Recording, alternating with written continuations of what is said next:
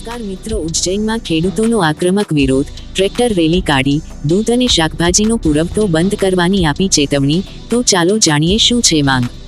રાષ્ટ્રીય સ્વયંસેવક સંઘ RSSના સહયોગી ભારતીય કિસાન સંઘ BKSએ મંગળવારે મધ્યપ્રદેશ સરકારની સિંહસ્થ 2028 માટે ખેતીની જમીન સંપાદન અને કાયમી માળખા બનાવવાની યોજનાનો વિરોધ કર્યો છે। ખેડૂતોએ ચેતવણી આપી હતી કે જો તેમની માંગણીઓ સાંભળવામાં નહીં આવે તો તેઓ દૂધ અને શાકભાજીનો પુરવઠો બંધ કરશે।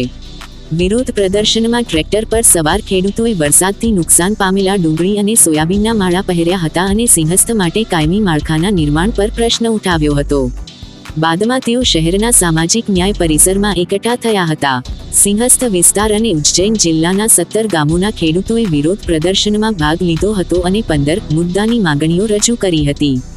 આ પ્રદર્શનનું નેતૃત્વ BKSના ઉજ્જૈન માલવા પ્રાંત એકમ દ્વારા કરવામાં આવ્યું હતું। ખેડૂતોએ ચેતવણી આપી હતી કે જો તેમની માંગણીઓ પૂર્ણ નહીં થાય તો નજીકના ગામડાઓમાંથી દૂધ અને શાકભાજીનો પુરવઠો બંધ કરવામાં આવશે।